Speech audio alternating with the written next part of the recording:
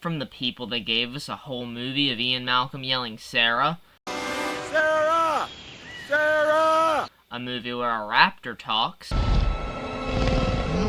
Alan! A movie where Star-Lord trains raptors. Your boyfriend's a badass. And a movie where a clone girl decides to set dinosaurs free to murder humans comes Jurassic World Dominion. I really dreaded looking this one over because I am so tired of these movies. What do you mean by that, AJ, you might ask? Oh, well, how about the fact that we are just doing the same shit over and over and over again?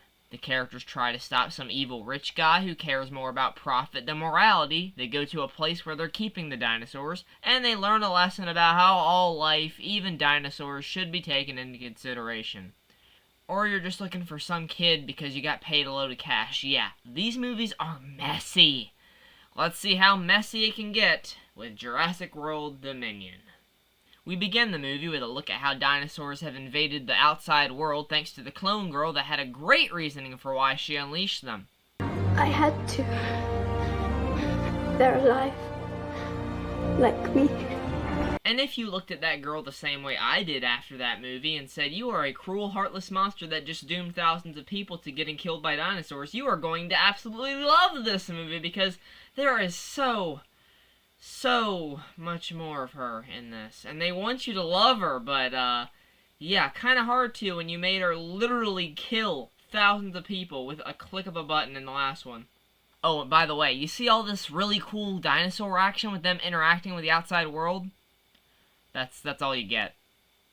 Yeah. The trailers were packed with this footage to make sure people would go see the film, and then they gave them a big old middle finger to the ones that fell for it.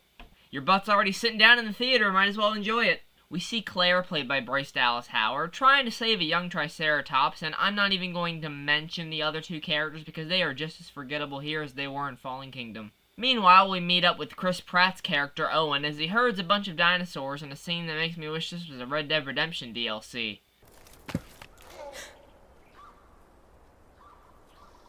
Oh, look who it is, the person that let dinosaurs roam the earth to kill whoever they want. I really hope you're the star of this movie.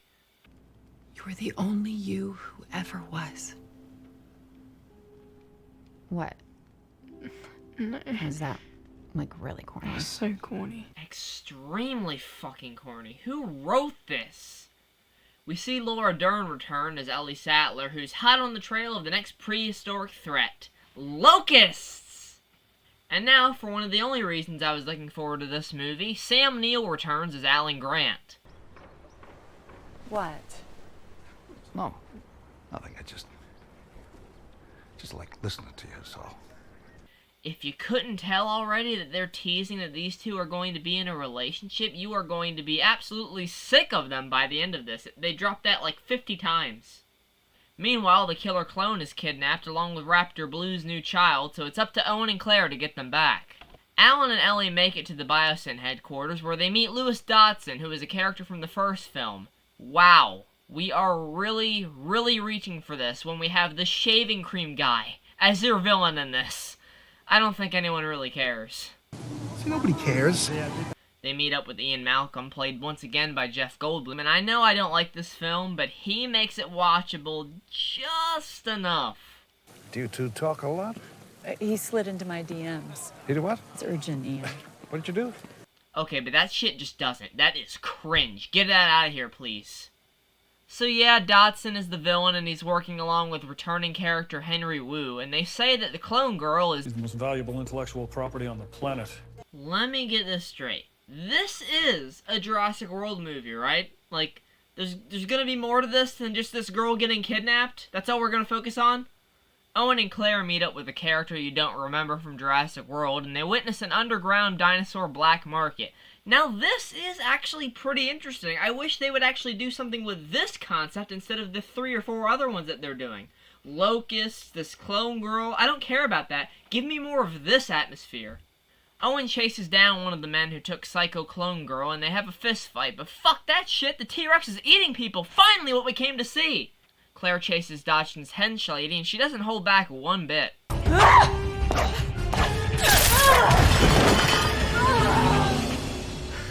You're You don't use it on people. I have a taser kink on the other hand. Hit me again.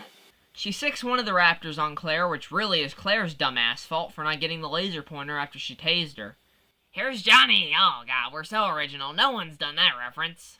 Claire gets saved by a pilot named Kayla while Owen rides on a bike with raptors behind him because, god damn it, we have done nothing else with this character, so we are just going to commit. Raptors are his entire character. You see this guy, you're going to see him on a bike with raptors behind him, or no dice.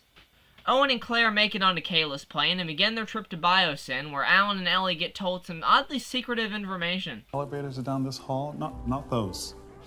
Those lead you down to the sublevels. Need special clearance to get down there. Ah, you must be related to that guy that tells random people about the FBI setting up a trap for a serial killer. Henry Wu drops a big twist on us as he tells Clone Girl that she's not actually a clone, but it turns out her mother was able to have a child all by herself using her own DNA. Wow, I am so overwhelmed with nothing. It's not exactly groundbreaking, is it?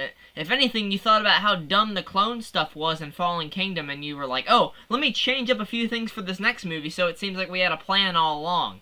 If you thought this new pilot character, Kayla, was smart, by the way, turns out she's not, because she calls Biosyn requesting to land, but they see that she has unauthorized passengers, and they just had her deliver the raptors, so they know where she was. The parents, Grady and Deering, they're here. And then they know that it's the exact same place that Owen and Claire were. Did anyone think this through? Am I crazy? The plane gets attacked and Owen has Claire eject before it crashes and oh Jesus, he just sent her to death, my god. Back at Biosyn, the exposition guy from earlier tells Alan and Ellie about his little secret. Biosyn's responsible for the locust epidemic. Dodgson's covering it up. You were right. I'm here to help you. Oh, okay, kind of out of nowhere, but, you know, so was that scene of you having a foursome with Margaret Qualley, Emma Stone, and Jesse Plemons in Kinds of Kindness. Weird film. We then get an admittedly cool scene as Claire evades a dinosaur in the swamps while Kayla and Owen make it out of the plane crash unscathed. You really love her, huh? Yeah. I get it. I like redheads too. Sorry, one of the writers that sent for Bryce Dallas Howard took over writing for a second. I was our experiment. No. She wanted a child more than anything. But she wanted you to have what she couldn't. A full life. A full life of being unaware that she's one of the most unique beings on the universe, being chased down by scientists and smugglers, and being studied for her DNA. Thanks, Mom. I know how you feel. It's scary. It is. But trust me, moving forward is better than staying still. And Dr. Sattler here is a good person in a tight spot. And this is a tight spot, so. What Dr. Grant actually means is the sooner they get moving, the sooner he gets to explore Dr. Sattler's tight spot. Oh, by the way, did you forget Dodgson is the villain? Well, it's easy to when he plays off the nice guy act so well. The hyperloop pods are shut down in the amber mines. What? Wow. This day. Which part are we? I really hate that man. Ian confronts Dodson about what he's been doing, and he just really lays it on thick. He just gives him a real stern piece of his mind.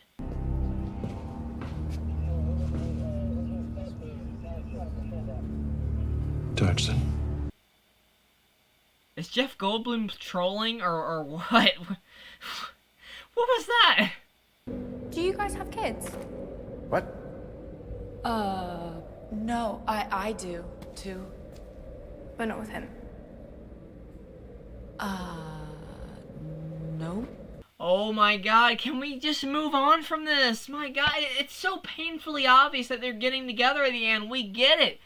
No, just old friends. Just old friends. Really? Please! God damn it! Oh, back to this amazing villain. You know, if there are locusts really wiping out the food supply and this asshole doesn't want to stop it, just knock him out. He's older than half the dinosaurs in this movie, and you're playing this menacing music like he's a Bond villain. We don't apologize for our mistakes. We erase them. Stay on your phone. I may need you. Ellie, Alan, and not Clone Girl get chased into a locked gate by a dinosaur, but Ian arrives just in time to save them. Do you know the code? I didn't know there was going to be a code. I didn't know there was going to be a code. Oh my god, oh my god!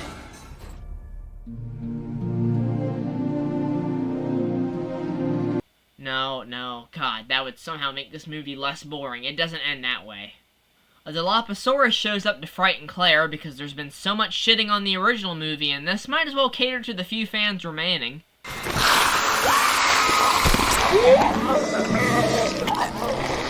Okay, I do kind of love that image of Grady grabbing it like that. Wait, we didn't pick out a safe word yet. Oh my god, oh my god! That's bananas. That's a line someone said on their lunch break. Hey, what's a witty line Ian Malcolm can say regarding a flaming locust? That's bananas. Finally, after 2 hours, the movie finally delivers on one of the major selling points. The legacy characters and the new age characters finally unite. And honestly, this movie has beaten me so far into the ground, I don't give a shit about this. Don't move. Haha! They said the thing! Remember Jurassic Park fans? Look, Ian's leading the dinosaur away. Remember Jurassic? Oh shit, that's kick-ass! Took you 2 hours, Dominion, but I'll give you a genuine clap. That was cool. Call an evacuation. We need to bring the animals inside. The regulations are clear that in the event of a level 2...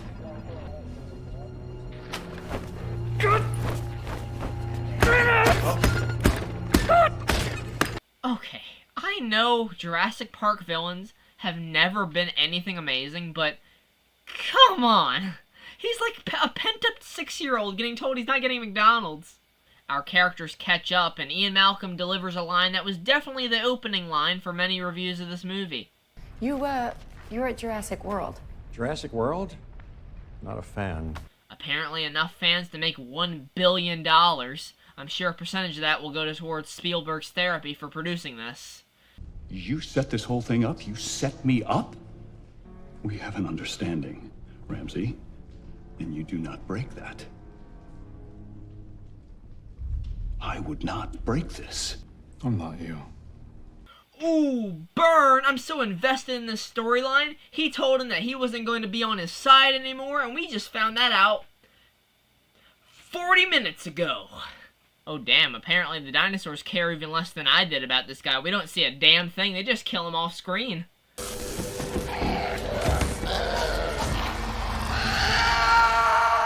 Henry Wu returns, stating that if he can understand how not Clone Girl's mother changed her DNA, he can change the DNA of the locusts to wipe them out once and for all. Do not land in here. I don't have a choice, dude. The valley isn't safe. They're not in the valley anymore. Okay, the only thing dangerous around here is that chick's flying. It is a fucking Brachiosaurus 2 feet in front of you. How do you miss that? Whatever, there's finally a dinosaur fight. Bring it on!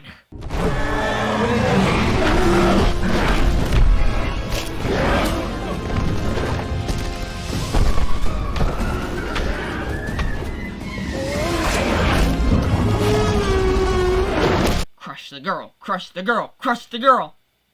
Sorry, that's really screwed up. But she did release dinosaurs in the last movie to kill everybody, so yeah, crush the girl, crush the girl, crush the girl! Everyone manages to escape the island. Grant and Ellie bang. Who knew that was gonna happen? Wu begins to eradicate the locusts, and the only thing I care about is the fact that Rexy, the T-Rex from the original film, survived this whole mess. So that was Jurassic World Dominion, and to give you a little behind-the-scenes info, it took me like a month and a half to fully sit through this movie to write the script. I love Jurassic Park, and over the years, I've just seen the franchise go further and further and further down into the gutter, and it's depressing.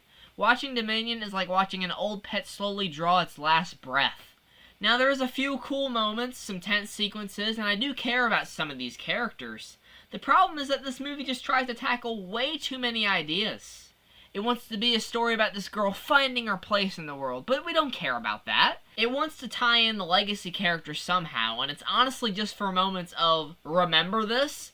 And it tries to wrap up something that was already wrapped up pretty well at the end of the first film. Look at how Alan and Ellie look at each other as they admire the kids asleep in their arms. That did more for me than this weird, awkward, will-they-won't-they shit ever will. The main threats of this movie are also extremely forgettable. Dodson isn't given a satisfying death. The locusts feel like an unnecessary way to add more to the girl's character because they screwed it up so badly with Fallen Kingdom. And to put the cherry on the cake, they faked audiences out with the premise being dinosaurs out in the open. Oh, like, I don't know, a Jurassic World, so to speak. But instead, it's just the same old shit with evil corporations and melodramatic human stuff. Dominion might not be the worst movie in this era of legacy sequels, but it still doesn't stop me from wishing for its extinction. That is one big pile of shit. A shit. A shit. A shit. A shit. Dodson! Dodson! We've got Dodson here! See, nobody cares.